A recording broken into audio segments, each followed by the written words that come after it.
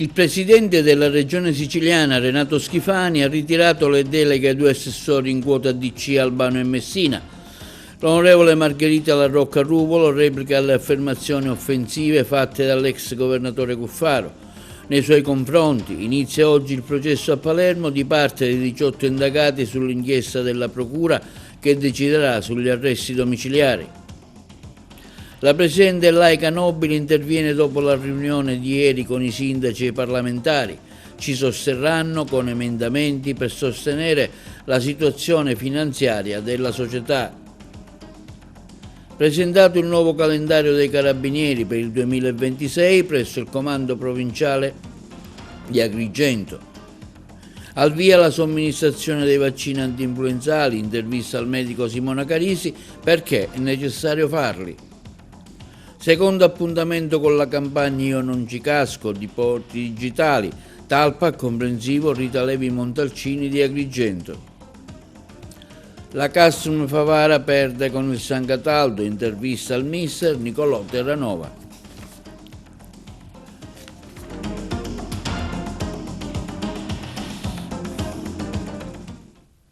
Buongiorno, benvenuti con un nuovo appuntamento di TV Notizie di oggi 11 novembre martedì. Il Presidente della Regione Schifani ha revocato ieri i due assessori della Democrazia Cristiana, Nuccio Albano e Andrea Messina. Il servizio.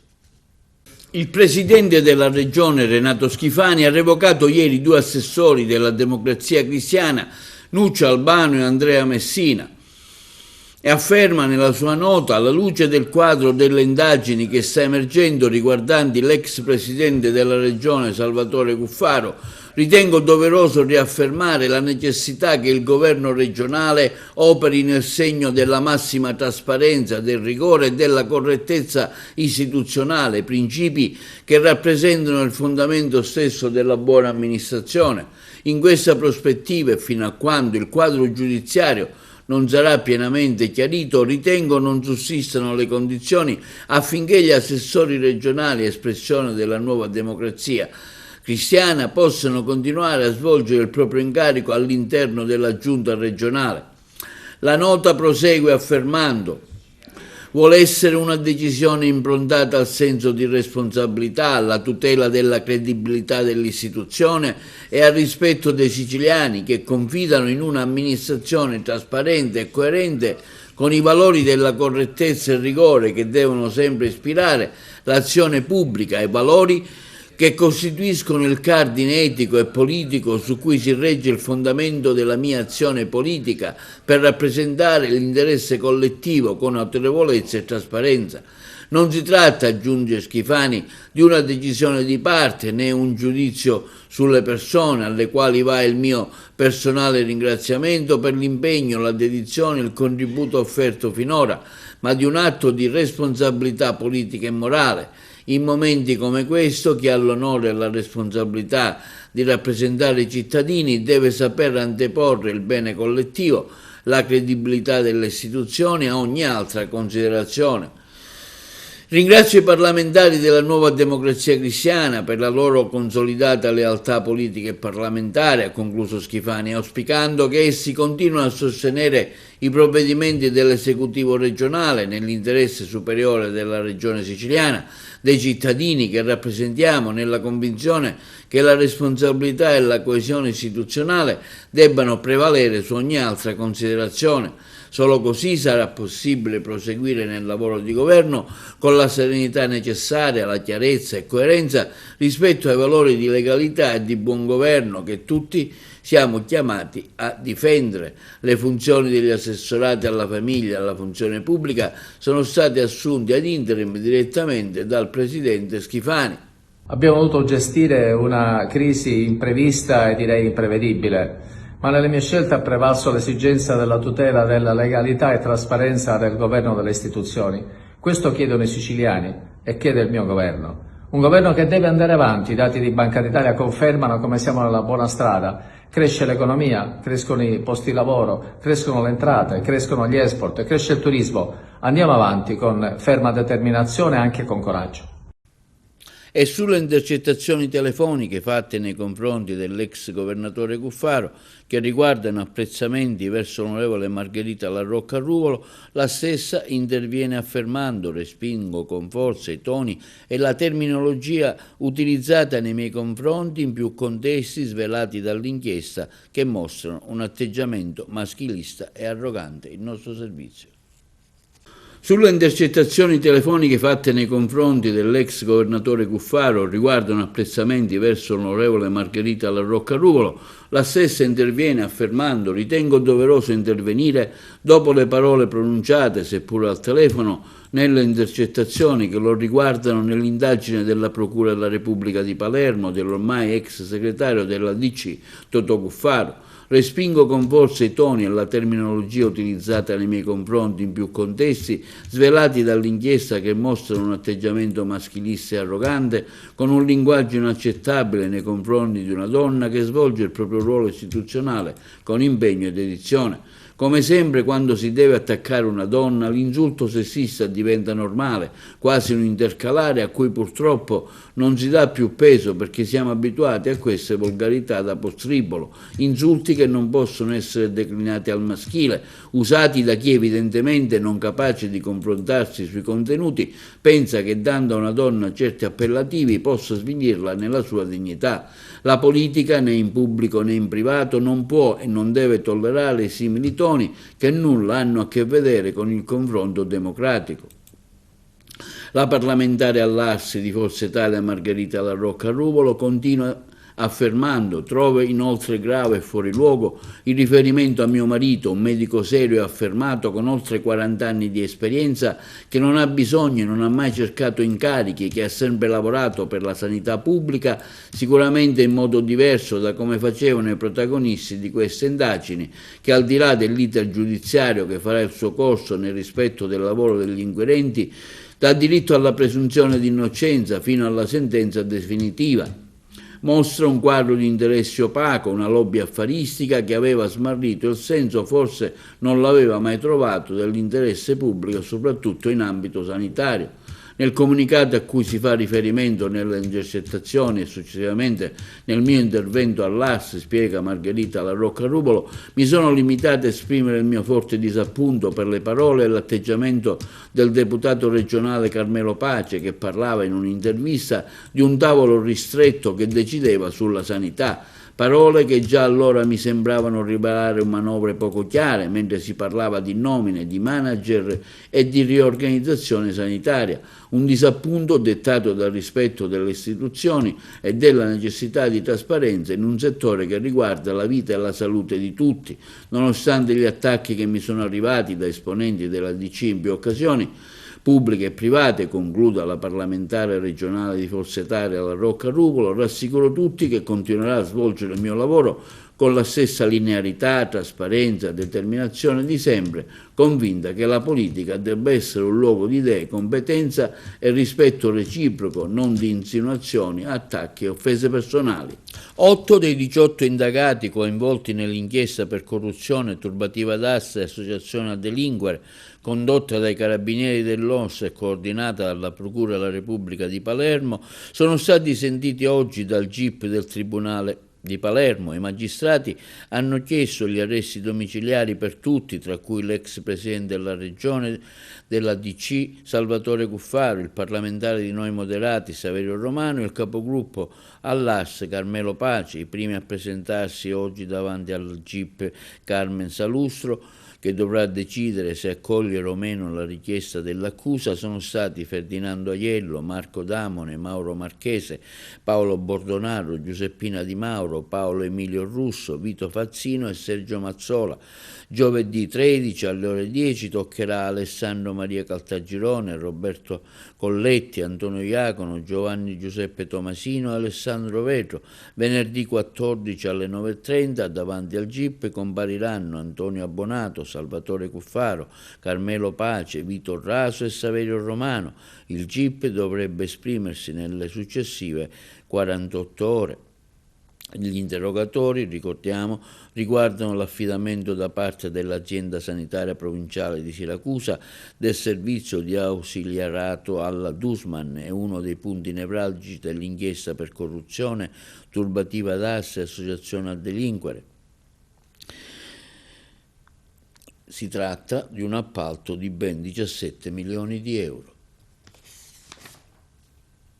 E si è svolto ieri presso la società AICA un incontro tra i sindaci e deputati regionali e nazionali, tutti gli onorevoli regionali e nazionali agrigentini, ha dichiarato Danila Nobile in un suo videomessaggio, hanno confermato sostegno alla nostra battaglia. I nostri rappresentanti stanno presentando emendamenti utili alla stabilizzazione finanziaria di AICA e al risanamento del sistema idrico agrigentino. Sentiamo in merito questo videomessaggio della Presidente Danila Nobile. Cari cittadini, sono Danila Nobile, il Presidente del Consiglio di amministrazione di AICA. Oggi è stata una giornata molto importante per il futuro del servizio idrico nella provincia di Agrigento. Stamattina, su delega del Presidente della Regione Siciliana Renato Schifani, abbiamo partecipato in videoconferenza all'incontro con l'assessore all'energia e servizi di pubblica utilità Francesco Colianni, il direttore generale Arturo Vallone e i vertici di Siciliacque, per affrontare il delicato tema del diniego alla proposta conciliativa che il Tribunale di Palermo nel 2024 e poi ad ottobre del 2025 avevano ritenuto percorribili. In quella sede abbiamo ribadito con fermezza una posizione chiara. La risorsa idrica dell'acquedotto Favara di Burgio appartiene al nostro territorio. È una risorsa endogena sviluppata interamente all'interno dell'ambito territoriale di Agrigento e se nel 2001 con una convenzione ne fu data la gestione a Siciliacque, oggi nel 2025, dopo anni di sacrifici e di ingiustizie, chiediamo ufficialmente che quella risorsa torni a casa. Torni a noi, ai comuni, ai cittadini che ne sono i legittimi proprietari. È inaccettabile che venga ancora preteso da AICA il pagamento di un'acqua che nasce, scorre e serve il territorio, il nostro territorio. E voglio chiarirlo con forza. Nessuno durante la riunione ha mai detto che quella risorsa non appartiene al territorio di Agrigento o che vada pagata a Siciliacque. L'assessorato si è limitato a chiarire e ricordare sul punto che esiste una convenzione, che quella convenzione sottoscritta è ad oggi attiva. Non ha mai detto altro, ha ribadito questa posizione che noi conosciamo. Sappiamo perfettamente che ad oggi esiste quella convenzione che è attiva, ma noi chiediamo fermamente che quella risorsa ci venga riconsegnata, perché appartiene all'ambito e si sviluppa interamente dentro questo ambito. Il sovrambito esiste nel momento in cui le risorse interne non sono sufficienti al fabbisogno interno. Ogni diversa interpretazione o articolo di stampa che sostiene il contrario è falso e strumentale. AICA continuerà a difendere la propria posizione, con il supporto dei sindaci e delle istituzioni del territorio. Nel pomeriggio, infatti, tutti gli onorevoli regionali e nazionali agrigentini hanno confermato la loro piena vicinanza alla nostra battaglia. Dall'Assemblea regionale siciliana al Parlamento nazionale, i nostri rappresentanti stanno già lavorando per presentare emendamenti utili alla stabilizzazione finanziaria di AICA e al risanamento complessivo del sistema idrico agrigentino. È un segnale fortissimo di unità e di responsabilità, perché insieme si può e apparteniamo tutti a questo territorio. L'assessore Colianni, questa mattina, ha inoltre richiamato tutti, noi, Siciliacque e le istituzioni, al senso di responsabilità comune. Voglio ricordare che venerdì ci è pervenuta una richiesta da parte di Siciliacque, una diffida, dove ci chiedono il pagamento integrale del debito residuo e nel caso in cui non dovessimo effettuare questo pagamento, il 21 novembre avrebbero ridotto il servizio idrico all'intera provincia. Abbiamo presentato una nota in riscontro a questa diffida a tutti gli organi interessati, procura, prefettura, forze dell'ordine, protezione civile, per aiutarci rispetto ad una diffida che per noi è davvero senza precedenti. e su questo punto saremo intransigenti. AICA non permetterà mai che si metta a rischio il diritto all'acqua dei cittadini. Mai. Stiamo lottando con tutte le nostre forze per proteggere un bene pubblico, per tutelare un servizio essenziale, per garantire la sopravvivenza di un'azienda che appartiene alla collettività. Lo diciamo con orgoglio e con determinazione. Non ci fermeremo. L'acqua di Agrigento deve restare ai cittadini di Agrigento e insieme, istituzioni, parlamentari, sindaci, cittadini, la difenderemo fino in fondo. Presentato oggi presso la caserma del Comando Provinciale il calendario storico dei Carabinieri 2026, realizzato con il contributo dell'artista Luigi René Valeno e degli scrittori Maurizio De Giovanni, Aldo Cazzullo e Massimo Lulli, insieme agli altri prodotti editoriali dell'Arma. Ha seguito la conferenza stampa il collega Eugenio Caironi.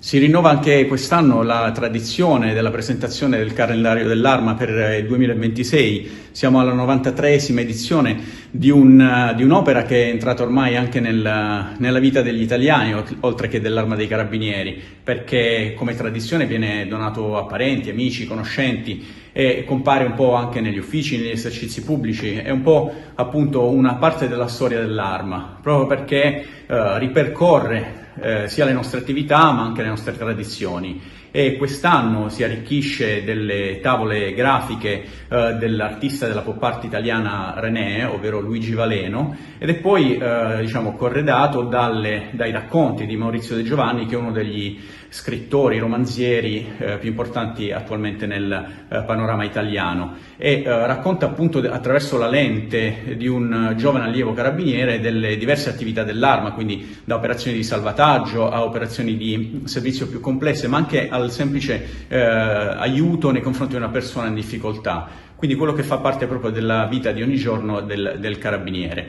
C'è poi nella prefazione un importante contributo dello storico e giornalista Aldo Cazzullo, che rievoca alcune pagine di storie e di esemplarità dell'Arma, ricorda il sacrificio di Salvo d'Acquisto, ma anche dei martiri di Fiesole e dei carabinieri uccisi nelle fosse ardeatine, quindi nelle pagine più tristi della storia d'Italia e nella lotta di liberazione. Una storia che ovviamente porta e si proietta verso il futuro, ed è questo il messaggio del comandante generale nella parte introduttiva, che auspica un 2026 pieno di pace, che superi le difficoltà di un panorama internazionale attualmente particolarmente complesso, e dedica appunto l'opera a chi pratica la vita e non a chi pratica la morte. Quindi penso che sia l'auspicio più importante che possiamo dare agli italiani per questo nuovo anno. Campagna vaccinale, quanto è importante farlo? Ne abbiamo parlato con la dottoressa Simona Carisi, intervistata dalla collega Margherita Trupiano. Con la dottoressa Carisi oggi parliamo di campagna vaccinale, quanto è importante farlo e quanta gente si sottopone, che tipo di atteggiamento c'è da parte della popolazione rispetto a questa necessità. Bene, intanto io stamattina controllavo il 2020 come vaccinazione antinfluenzale e devo dire che ne abbiamo veramente somministrati tanti di vaccini. Io penso che nel corso degli anni la gente sottovaluti dei virus che purtroppo, cambiando nella loro struttura esterna, lo sappiamo, il virus cambia e dà una combinazione che può essere tosta e pericolosa. Adesso si è abbassata di nuovo la percezione del rischio, quindi ci auguriamo che la gente partecipi. Quest'anno contro l'influenza si sono combinati 3 virus suino, virus aviario umano, quindi sappiamo, in base a quello che è successo nell'emisfero australe, che l'influenza sarà abbastanza significativa e importante soprattutto per i fragili, quindi perché non tutelarci e preservare la nostra salute finché si può. Il vaccino è un farmaco che ci aiuta, e io dico che i vaccini sono come quei farmaci come l'acqua quando manca in un paese, è appunto l'acqua potabile, quindi perché non approfittarne? È gratuito, tra l'altro. chi deve vaccinarsi? Allora, devono vaccinarsi innanzitutto i fragili, cioè coloro i quali hanno delle patologie, le cosiddette comorbidità, per esempio i cardiopatici o i diabetici, ma anche dai 65 anni di età adesso l'individuo è considerato fragile. E poi sarebbe bene anche vaccinare i bambini dai 6 mesi ai 10 anni, perché no, sono in una fase di scolarizzazione che può imporre una tutela in più non solo per se stessi, ma anche per quel concetto di solidarietà, perché la vaccinazione non serve soltanto per proteggere noi o i nostri figli, ma anche coloro i quali non possono vaccinarsi perché affetti da patologie soprattutto del sistema immunitario, e quindi dobbiamo fare in modo di creare questa sorta di guscio protettivo anche per loro. L'immunizzazione di gregge è importantissimo il concetto. Quanto è concreta questa percezione del rischio che può portare l'assenza della vaccinazione? È concreta, io ho visto appunto stamattina i dati del 2020, quando c'è stata la pandemia, diciamo che le vaccinazioni sono state tante contro l'influenza. Nel corso degli anni, certo, l'intelligenza, la cultura, i medici di medicina generale coadiuvano i propri assistiti insieme a noi, ai centri vaccinali per la vaccinazione, però mi rendo conto che dopo la pandemia c'è ancora un'avversione, una durezza emotiva da parte di tanti, come se il vaccino fosse da colpevolizzare, puntare una pistola contro i vaccini. Ma perché? A parte che non abbiamo nessuna colpa di quello che accadde nel 2020, ma quelle vaccinazioni ci hanno salvato milioni di vite umane. Non capisco perché questa avversione contro il farmaco vaccino, quando l'antibiotico è un farmaco che utilizziamo spesso, diciamo che tanto quanto, non è che ci sia tutta questa differenza. Dottoressa Carisi, un'ultima domanda: quali sono i tempi per le vaccinazioni? Entro quando è necessario farle? Allora, intanto tutto dipende dalla meteorologia. Sicuramente, allora, in Australia, come dicevo prima, che è il nostro indicatore su quello che accadrà non appena arriva l'influenza in Europa, è già alla fine, e quindi abbiamo saputo com'è andata, e da lì possiamo prospettare i dati. Però onestamente la meteorologia ha un suo perché. Ancora l'influenza non è che abbia avuto il boom, quindi aspettiamo ancora qualche giorno e siamo pronti per la vaccinazione. Durerà, il virus circolerà intorno ai 6 mesi, e quindi fino ai primi di marzo sicuramente in Sicilia, visto il clima mite che abbiamo, sarebbe bene insomma vaccinarsi anche dopo la prima metà di novembre, fine novembre, perché no? E si è svolto oggi il secondo appuntamento della campagna Io non ci casco, nipoti digitali, organizzata dal Comune di Agrigento, che si è svolto al comprensivo Rita Levi Montalcini del villaggio Mosè. Le interviste. Secondo appuntamento di Io non ci casco, nipoti digitali, oggi qui all'Istituto Rita Levi Montalcini, con qualificati protagonisti che parleranno del problema ai tanti alunni presenti. Sì, continua il nostro percorso nelle scuole agrigentine, negli istituti comprensivi, per portare, diciamo così, la campagna di informazione Io non ci casco, nipoti digitali. Quest'anno abbiamo dato questo focus sulla materia del digitale, ma soprattutto del nipote, che sarà il vero protagonista dell'iniziativa, attraverso tutta una serie di iniziative legate proprio al fatto che i nipoti porteranno i nonni ad avere le informazioni necessarie e opportune per evitare di cascare in questo odioso fenomeno delle truffelle anziane. Ringrazio la Prefettura di Agrigento e le forze dell'ordine che saranno al nostro fianco in tutti questi percorsi, e come dire, è un'esperienza bellissima quella che stiamo facendo. La prima tappa che abbiamo fatto all'Anna Franca ha avuto un grandissimo successo, oggi alla Rita Levi Montalcini al villaggio Mosè. La vera forza sono i ragazzi, sono i giovani, con il loro entusiasmo, con la loro capacità di interpretare immediatamente tutto quello che di positivo c'è attorno ad un progetto e trasmetterlo in questo caso ai nonni. E i nipoti digitali avranno poi alla fine del progetto un riconoscimento grazie al lavoro che faranno all'interno dell'app Città di Agrigento, con la registrazione di video, con la registrazione di vocali e anche con la preparazione nelle loro classi di un disegno che abbia il tema delle truffe agli anziani, in modo tale da rendere, diciamo, questo progetto effettivamente oltre che effervescente, grazioso e giocherelloso nella sua finalità generale, ma soprattutto arrivare all'obiettivo finale, che è quello di dire ai nonni: state attenti a non cascare nelle truffe. Senti, voi vi farete aiutare da degli esperti, no? Oggi chi sono gli ospiti che racconteranno, diciamo, quanto dovuto ai ragazzi. Oggi avremo la presenza della polizia stradale con i propri funzionari che ci racconteranno delle esperienze vissute sul campo. Ci sarà anche la presenza della polizia postale che ci traghetterà insieme a noi in tutti questi incontri, grazie a che cosa? Grazie al loro straordinario lavoro che fanno sul territorio rispetto a questo grave fenomeno delle truffe online e quindi tutto il mondo del digitale, oltre ai nostri esperti che si occupano del progetto. La dottoressa Teresa Urso interverrà in qualità di psicologa responsabile del progetto, ci sarò io con il mio intervento e ulteriori spunti verranno fuori dei nonni che saranno presenti nell'iniziativa. Sì, oggi è il nostro secondo appuntamento all'Istituto Mondalcini di Villaggio Mosè, che abbiamo coinvolto le seconde e le terze classi che stanno partecipando con molto interesse. Infatti oggi ci sono diversi nonni che vogliono ascoltare proprio il messaggio che gli vogliamo lanciare. Il messaggio è proprio quello di ascoltare i propri nipoti nel scaricare l'app e quindi di poter leggere i consigli per poter evitare i raggiri e le truffe. Oggi il vostro istituto è partner di questa iniziativa, io non ci casco. Sì, siamo veramente contenti di aver aderito a questa iniziativa dall'amministrazione comunale di Agrigento del progetto Io non ci casco contro le frodi fiscali. I ragazzi hanno intrapreso un percorso didattico, diciamo, e portato a conoscenza di tutto quello che può succedere con i nuovi mezzi di comunicazione, i mezzi informatici, e quindi oggi stamattina ci sarà questo incontro anche alla presenza proprio dei nonni dei nostri alunni, proprio per dare loro opportunità per evitare eventualmente le truffe che purtroppo oggi sono all'ordine del giorno. La vostra testimonianza a questa iniziativa quale sarà? Noi siamo qui con i giovani perché attraverso i giovani vogliamo arrivare ai nonni, perché purtroppo anche qui ad Agrigento ci sono diverse truffe agli anziani e quindi cerchiamo di raggiungere i giovani per sensibilizzare gli anziani che troppo spesso, perché sono buoni oppure perché credono che la gente sia sempre onesta, purtroppo cascano nelle truffe e poi quando vengono a denunciare si sentono male perché si sentono in colpa. Quindi bisogna capire che il problema non è di chi è truffato, ma della gente che in maniera cattiva vuole approfittare della bontà delle persone.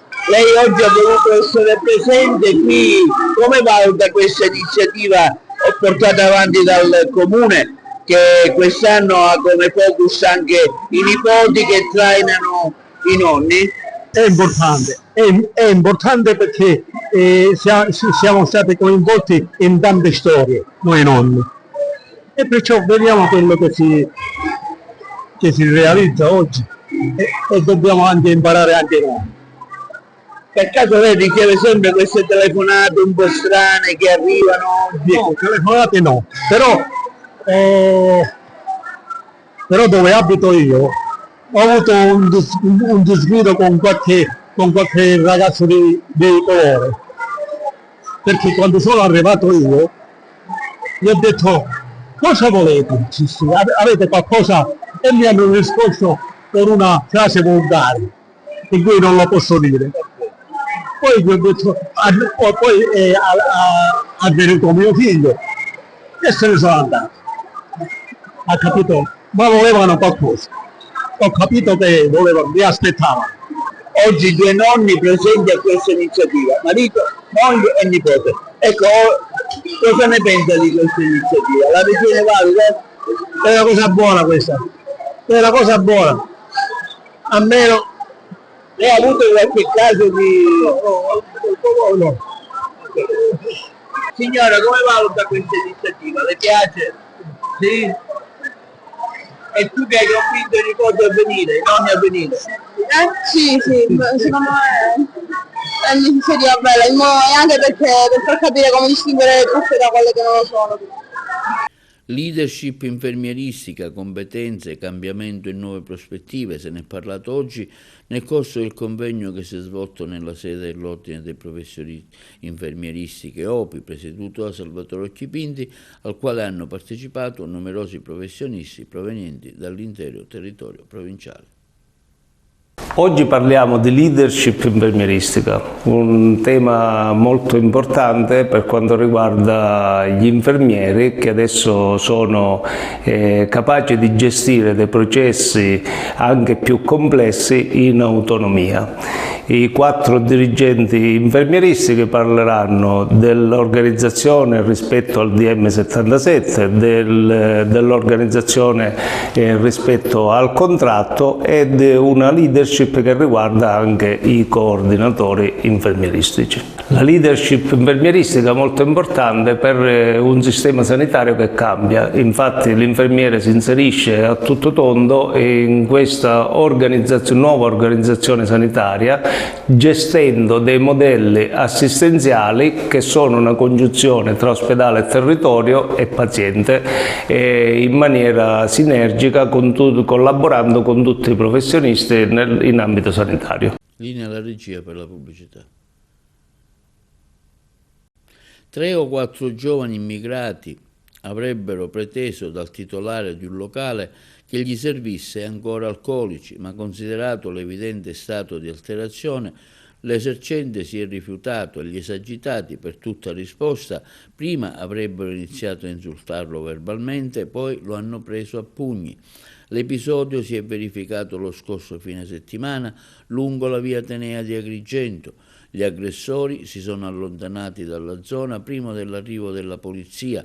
Gli agenti, appena giunti sul posto, hanno trovato l'esercente ancora scosso per quanto accaduto, ma lo stesso ha rifiutato le cure. Quindi hanno raccolto il racconto dell'uomo, il quale, invitato a formalizzare la denuncia a carico di ignoti, avrebbe riferito di non conoscere il gruppo autore dell'episodio di violenza.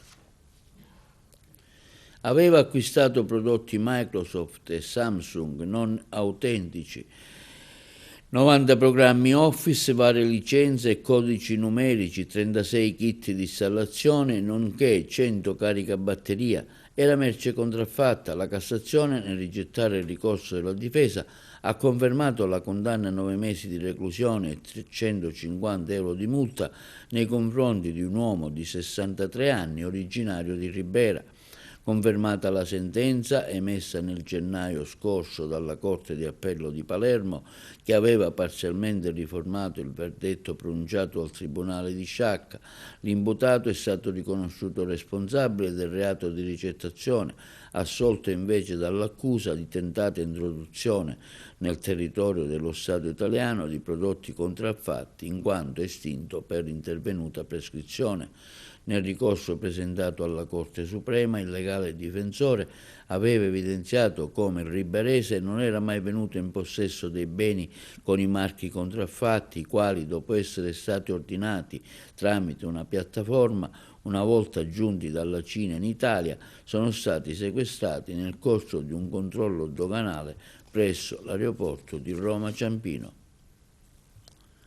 E i pubblici ministeri della DDA di Palermo, Claudio Camilleri e Luisa Bettiol, hanno chiesto il rinvio a giudizio a carico di 18 persone. 4 sono di Agrigento. Si tratta del presunto boss della famiglia mafiosa di Villaseta, Pietro Capraro, 40 anni, Guido Vasile, 66 anni, Giuseppe Greco, 58 anni ed Emanuele Greco, 26 anni. L'accusa è quella di avere trasportato cocaina sull'asse Agrigento-Palermo. Tra gli altri indagati sono palermitani. L'udienza preliminare è stata fissata per il prossimo 14 gennaio davanti al giudice del Tribunale di Palermo Filippo Serio. L'inchiesta, ricordiamo, è partita nel 2022 ed è durata poco meno di un anno. Sarebbero stati accertati almeno 8 episodi di trasporto e cessione di droga, quasi sempre cocaina. A Palermo torna Orienta Sicilia, la manifestazione del Sud Italia dedicata all'orientamento scolastico unitario e professionale organizzata dall'associazione Aster. Da oggi fino al 15 novembre la Fiera del Mediterraneo accoglierà migliaia di studenti per aiutarli a scegliere consapevolmente il proprio futuro. I colleghi di Palermo. Siamo veramente felicissimi, siamo arrivati a questo 23° anno e siamo arrivati a un punto in cui riusciamo a veramente gestire tutti questi singoli studenti, aiutandoli con tanti servizi sino alla scelta consapevole. Chi c'è qui presente come istituzioni, come università e scuole? Allora, istituzioni abbiamo qua quest'anno Presidenza del Consiglio, Ministri con il servizio civile universale, veramente vengono sempre. Abbiamo poi inoltre le forze armate e le forze di polizia. E tra le novità di quest'anno, come indirizzo che possono scegliere gli studenti? Allora, considerate che qua vengono sempre tutte università importanti del territorio italiano. Quest'anno abbiamo dentro grandi ritorni quali Politecnico e anche l'Università degli Studi di Perugia. Milano, Polimi e anche Perugia. Quali sono gli indirizzi che scelgono maggiormente gli studenti? Ormai devo dire che non è più come prima che c'era medicina, economia, avevano e anche giurisprudenza. Ora devo dire che tutti i corsi di laurea sono richiesti e sono proprio ormai diventati tantissimi, veramente. Quello che cresce è la scelta per le forze armate. Devo dire che gli stand sono sempre molto più pieni di studentesse anche. Lo studente che arriva qua arriva dopo aver fatto diversi passaggi con Aster e quindi dovrebbe avere già delle 3 ipotesi di scelta. E questo è un lavoro, dietro c'è un lavoro pazzesco. Devo dire che riusciamo anno dopo anno a mettere servizi nuovi, per cui veramente riusciamo a far sì che lo studente arriva qua con 3 ipotesi, quindi arriva preparato con delle domande ad hoc.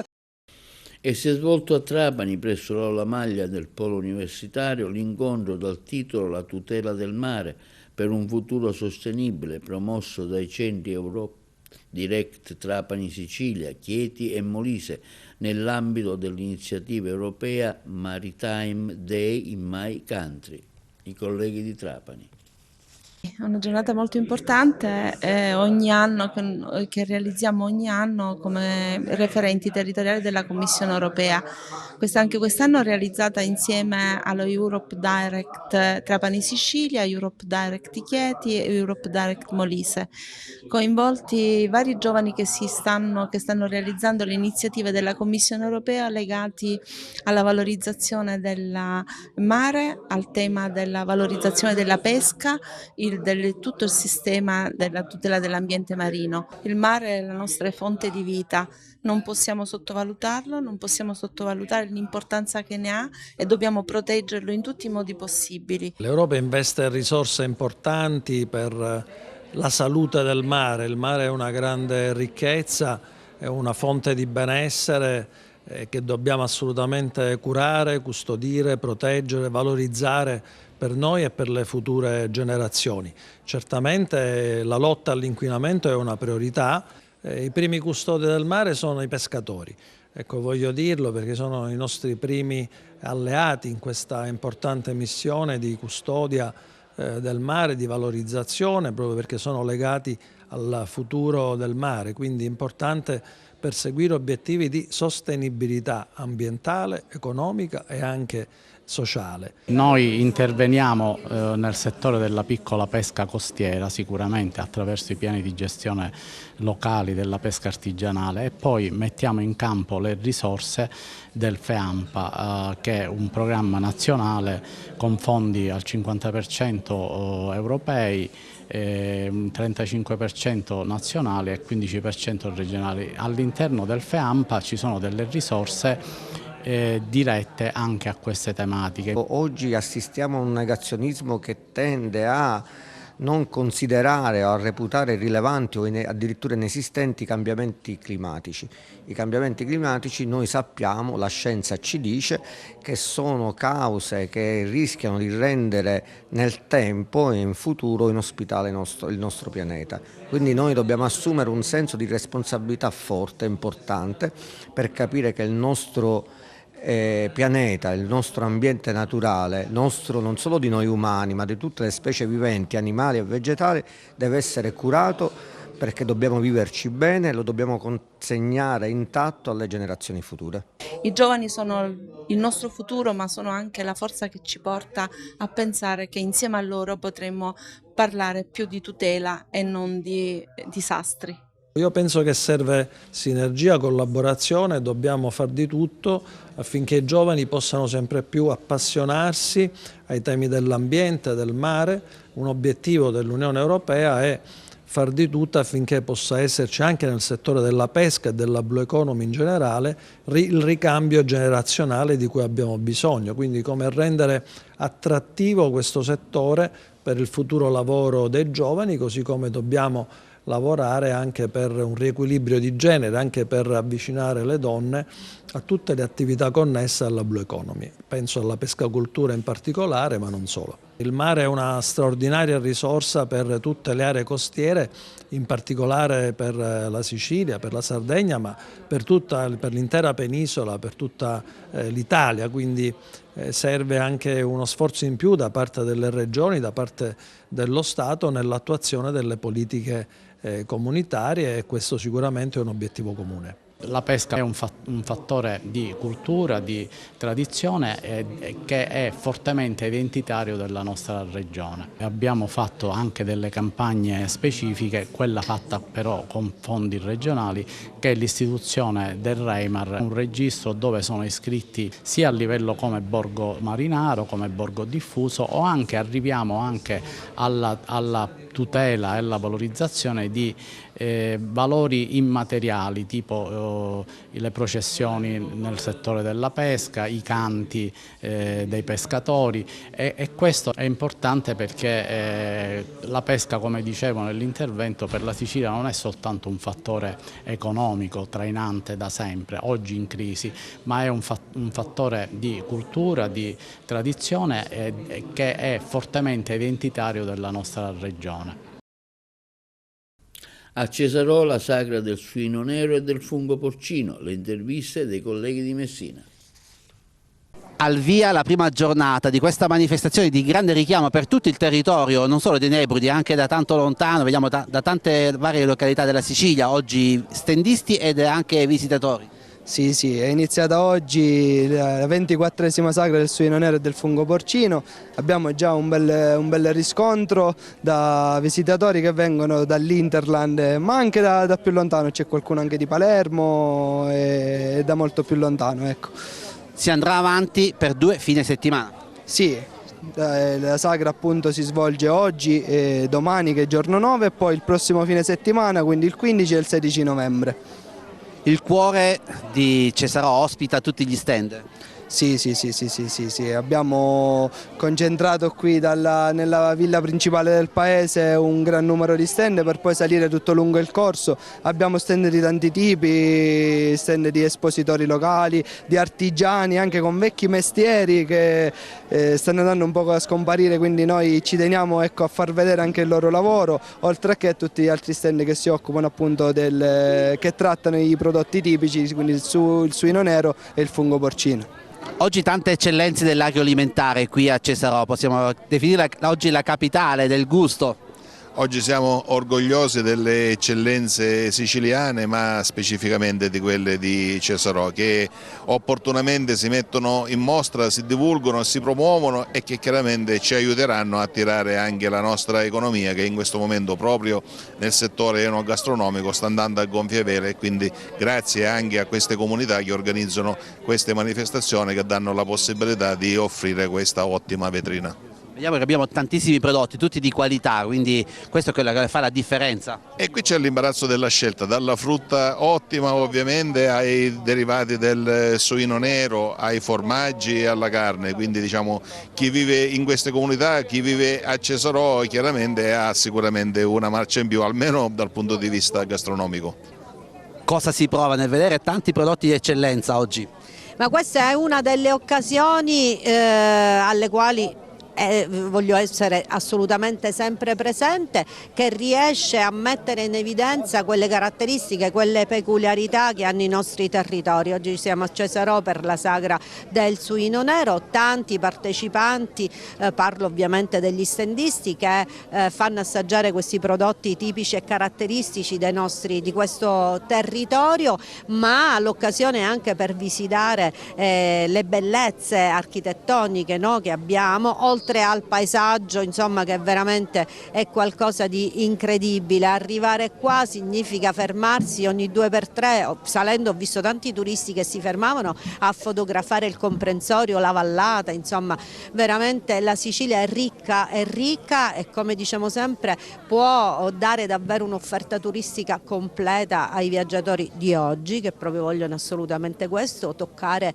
con mano l'autenticità dei territori, l'autenticità della gente.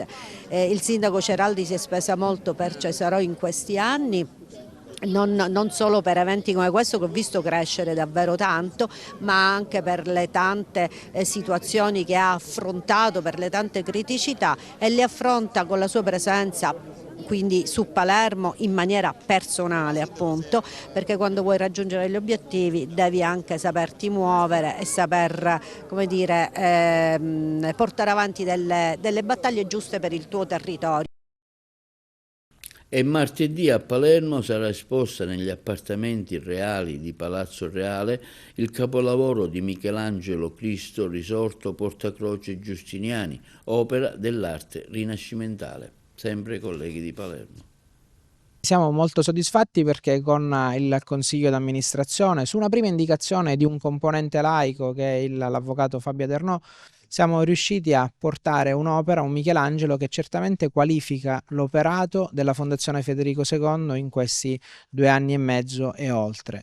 Ricordo che per poter visitare e poter ammirare l'opera non è previsto alcun biglietto aggiuntivo, perché lo abbiamo voluto inserire all'interno del panorama delle offerte che la Fondazione Federico II per l'appunto in questi anni sta mettendo a disposizione degli utenti e dei visitatori. Dal giovedì al lunedì si potrà venire al palazzo e poter ammirare quest'opera che viene dal Giappone. Siamo assolutamente orgogliosi di poterla ospitare qui dentro sino al 30 di aprile. Significa che c'è una particolare attenzione, tantissime collaborazioni con enti, così come è stato in passato per Picasso o altre collaborazioni, come ad esempio mi viene di pensare alla Pinacoteca di Brera insieme al direttore Angelo Crespi. Credo che il livello della fondazione sia sempre più alto, a meno che la dimostrazione dei numeri non valga più e la dimostrazione della qualità di quello che si sta facendo valga poco. Quindi ci auguriamo che la Fondazione possa mantenere questi standard ed elevarsi sempre di più. Quest'opera ha vissuto una vicenda molto singolare, direi unica nella storia dell'arte, perché di fatto è rimasta negletta agli studi fino agli anni 90 del secolo scorso, e francamente è la prima volta che un'opera così importante diciamo così, ha subito una fortuna così tarda. Michelangelo di fatto la scolpì tra il 14 e il 16, non la portò a termine perché come potete vedere l'opera ha un difetto sul volto del Cristo, una specie di, all'epoca si chiamava un pelo nero, cioè una vena nera che di fatto la dequalifica dal punto di vista artistico come un'opera di grandissimo livello. Quest'opera poi è rimasta nascosta negli orti, nelle corti romane, fino alla fine del 600, per andare poi a Bassano per essere relegata in una sacrestia. Grazie agli studi delle grandi studiose appunto romane, Irene Baldriga e Silvia Danesi Squarzina, poi è stata riscoperta attraverso gli archivi e rivalutata e poi appunto riconosciuta come opera certa di Michelangelo. La prima versione che lui scolpì per la famiglia Vari, per Santa Maria sopra Minerva, ma è collocata però in chiesa e quindi è rimasta nascosta agli studi. E per lo sport sentiamo l'allenatore del Castrum Favara, Nicolò Terranova, che commenta la sconfitta di domenica con la squadra del San Cataldo. Siamo in sala stampa con il tecnico del Castrum Favara, Nicolò Terranova. Voi per le prime domande. Allora, mister, come si commenta una sconfitta così? Si commenta analizzando bene tutti i fattori che ci portano poi a non portare a casa un risultato positivo, anche dietro prestazioni buone, non voglio esagerare, però anche oggi, dopo un primo tempo bruttino della mia squadra, abbiamo fatto meglio nel secondo, siamo stati più coraggiosi, abbiamo provato a giocare la palla, abbiamo trovato subito il pareggio, abbiamo rischiato di fare il 2-1 e poi come spesso accade prendiamo gol che definisco stupidi in una situazione di gioco che prepariamo in settimana, quindi le palle inattive. È chiaro che c'è grande rammarico, è un periodo particolare dove dobbiamo capire che se continuiamo a parlare di squadra giovane facciamo del torto a noi stessi, perché anche gli altri sono giovani. È chiaro che ci sono dei limiti e dobbiamo essere consapevoli di questi limiti e ci dobbiamo lavorare tutti insieme.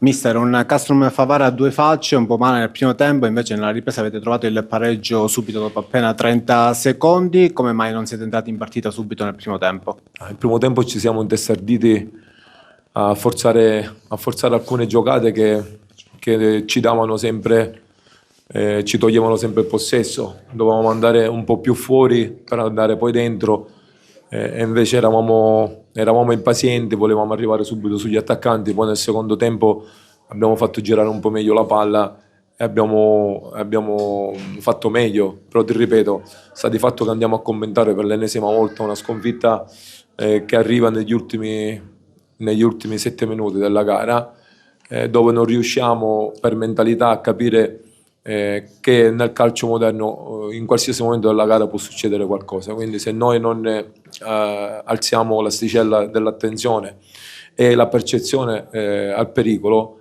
rischiamo grosso. Il campionato non aspetta nessuno e dobbiamo essere celeri nel crescere.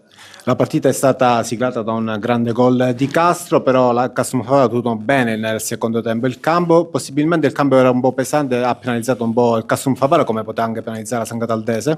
No, il campo era nelle stesse condizioni per ambedue le squadre, quindi credo che questo c'entri poco. Ti ripeto, ho fatto un grande gol il giocatore della San Cataldese, però noi ci abbiamo messo del nostro e dobbiamo, ti ripeto, con grande umiltà dobbiamo tornare martedì a lavorare su quello che ancora non ci consente di portare punti a casa nonostante delle buone e discrete prestazioni. Bene, non c'è altre domande, ringraziamo mister Terranova. Grazie a voi, buona serata. E questo è tutto per l'edizione odierna di TV Notizie. Vi ricordiamo che i nostri programmi si possono vedere in tutta Italia sul canale 268 del digitale terrestre, per chi ha le smart TV in streaming sul sito www.televideagrigento.tv, il telegiornale sul canale 93 di Via Sicilia alle 15 alle 20 e replica la mattina alle 9. I nostri servizi si possono visionare inoltre sul canale YouTube di TVA Televideo Agrigento. E questo è tutto per oggi e vi auguriamo una buona serata.